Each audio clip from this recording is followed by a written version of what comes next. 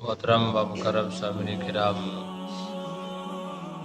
میرے کریم آقا علیہ الصلوۃ والسلام ایک حدیث طیبہ سے ابن حبان کے اندر موجود ہے۔ راوی میرے کریم آقا علیہ الصلوۃ والسلام کے صحابی حضرت عبداللہ بن مسعود رضی اللہ تعالی عنہ ہیں۔ آپ فرماتے ہیں کہ حضور نبی کریم علیہ الصلوۃ والسلام کی بارگاہ کے اندر ایک دیہاتی آیا اور اس نے آ کر عرض کی، اے اللہ کے حبیب صلی اللہ علیہ وسلم، مجھے ایک ایسا عمل بتائیں، ایسا عمل ارشاد فرمائیں جو مجھے جنت میں داخل کر دے۔ میرے کریم آقا علیہ السلام نے ارشاد فرمایا کہ تو نے سوال بہت مختصر کیا ہے، لیکن مسئلہ تو نے بہت بڑا پوچھ لیا۔ یعنی اس نے ایک ہی عمل کا سوال کیا، مجھے زیادہ اعمال نہ کرنے پڑے، ورنہ جنت میں جانے کے لیے بہت سارے عقائد اور بہت سارے اعمال کا ہونا، عقائد کا درست ہونا، یہ جنت میں داخلے کے لیے بہت کچھ محنت کرنی پڑتی ہے۔ وہ ایک دیہات کا رہنے والے دیہاتی صحابی تھے، تو میرے آقا علیہ الصلوۃ والسلام نے ارشاد فرمایا کہ غلام آزاد کرو اور گردن چھڑواؤ۔ عرض کرتے ہیں، اللہ کے حبیب، یہ کیا دونوں ایک چیز نہیں ہے، غلام آزاد کروانا یا گردن چھڑوانا؟ سرکار نے فرمایا نہیں، غلام آزاد کرنا یہ ہے کہ تم خود جو ہے کسی غلام کو آزاد کرو، اور گردن چھڑوانا یہ ہے کہ تم کسی کے پاس جو غلام ہو اس کو قیمت دے کر اس کی گردن یعنی اسے آزادی دلوا دو، تو یہ جو ہے گردن چھڑوانا ہے۔ پھر میرے آقا علیہ السلام نے ارشاد فرمایا کہ دودھ دینے والے جانور کی سخاوت کرو۔ ایک وقت وہ تھا حضرات گرامی، جب ہمیں یاد ہے کہ ہم چھوٹے ہوتے تھے تو لوگ جو ہے دودھ پینے کے لیے جو ہے وہ گائے لے جاتے تھے، دودھ پینے کے لیے بکریاں لے جاتے تھے، بھیڑیں۔ تو آج ایسی بات نہیں ہے کہ گائے ختم ہو گئی ہیں یا لوگوں کے پاس بکریاں بالکل ختم ہو گئی ہیں، لیکن وہ سخاوت، وہ خیرخواہی اور وہ بھلائی کا جذبہ ہمارے پاس نہیں رہا، وگرنہ آج بھی بڑے بڑے لوگوں کے پاس گائیں بھی ہیں، بھینسیں بھی ہیں، بکریاں بھی لوگوں نے رکھی ہوئی ہیں، بھیڑیں بھی ہیں۔ تو آقا علیہ الصلوۃ والسلام نے فرمایا کہ جنت میں داخل ہونے کا ایک یہ بھی ذریعہ ہے کہ جو بندہ دودھ دینے والے جانور کی سخاوت کرتا ہے، تو وہ لوگ لے جاتے تھے، دودھ پیتے تھے اور واپس پھر لوٹا دیتے تھے۔ تو اسی طرح میرے آقا علیہ الصلوۃ والسلام نے پھر آگے ارشاد فرمایا کہ بے وفا رشتہ دار کے ساتھ مہر و وفا کرو۔ ایک ہوتا ہے وفا کرنے والے، ایک ہوتا ہے بے وفائی کرنے والا۔ لوگ کہتے ہیں جی رکھے گا تو ہم رکھیں گے، نہیں رکھے گا تو ہم بھی نہیں رکھیں گے، ہم اس کے گھر سے کھا رہے ہیں، وہ ہمیں کوئی چیز دے رہا ہے، ایسی بات نہیں ہے۔ سرکار کی حدیث کے الفاظ غور سے سنیں۔ سرکار نے فرمایا کہ بے وفا رشتہ دار کے ساتھ مہر و وفا کرنے والا، اس کی خیرخواہی اور بھلائی کرنے والا، اس کے ساتھ تعلق جوڑنے والا، وہ توڑنا چاہتا ہے، یہ پل پل اسے جوڑنا چاہتا ہے، وہ ہر جگہ پہ اسے جو ہے ناکام اور نامراد کرنا چاہتا ہے، یہ اسے بامراد دیکھنا چاہتا ہے، وہ ہر موقع پہ اسے جو ہے ذلیل و خوار کرنا چاہتا ہے، یہ ہر موقع پہ اسے عزت افزائی اسے دینا چاہتا ہے۔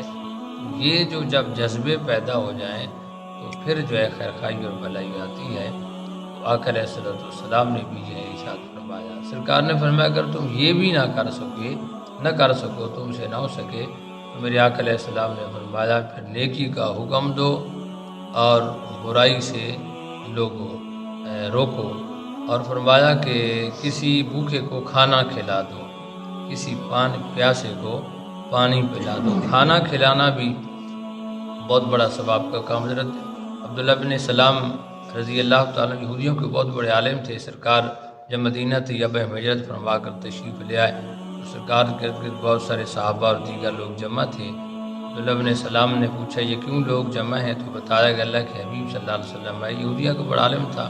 تو وہ کہتے ہیں کہ میں آقا علیہ الصلوۃ والسلام کے قریب آیا تھا کہ میں سنوں کیا کہہ رہے ہیں۔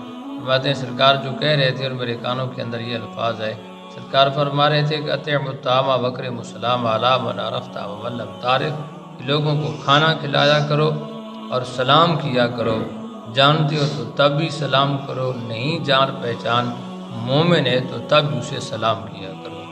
سلام کا مطلب کیا ہوتا ہے کہ السلام علیکم ورحمۃ اللہ وبرکاتہ، جواب دینا، پہلے وہی پورا سلام کا جواب دے، وعلیکم السلام ورحمۃ اللہ وبرکاتہ، مطلب یہ ہوتا ہے کہ میری طرف سے تمہیں سلامتی ہے، میرے ہاتھ سے، میری زبان سے، میرے وجود سے، میرے کسی عمل سے تمہیں نقصان نہیں ہوگا، میری طرف سے امن ہی امن ہے۔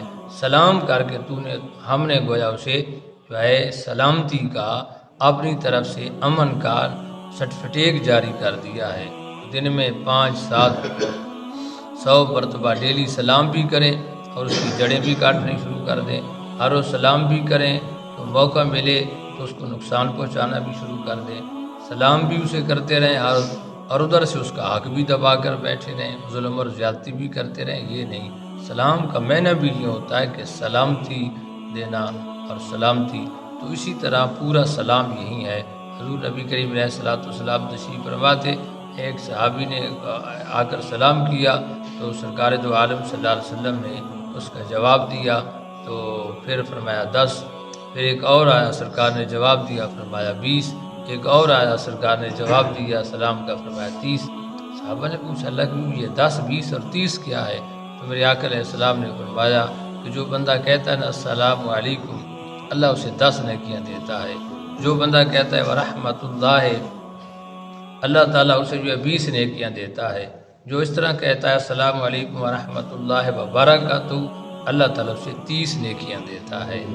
آقا علیہ السلام نے فرمایا کہ کھانا کھلاؤ، جو نبی کریم علیہ السلام نے فرمایا کہ پیاسے کو پانی پلاؤ اور نیکی کا حکم دو اور برائی سے روکو، تو آخر کے اندر سرکار نے فرمایا اگر تم سے یہ بھی نہ ہو سکے تو آقا علیہ السلام نے فرمایا پھر تم کیا کرو۔ حدیث کا مفہوم یہ ہے کہ اپنی زبان کی حفاظت کرو، تو میری زبان سے کسی کو کوئی تکلیف اور دکھ اور مصیبت نہ پہنچے، ہماری زبان سے کوئی ایسے الفاظ نہ نکلیں جو کسی کا دل دکھائیں، جو کسی کے لیے جو ہے پریشانی کا سبب بنے۔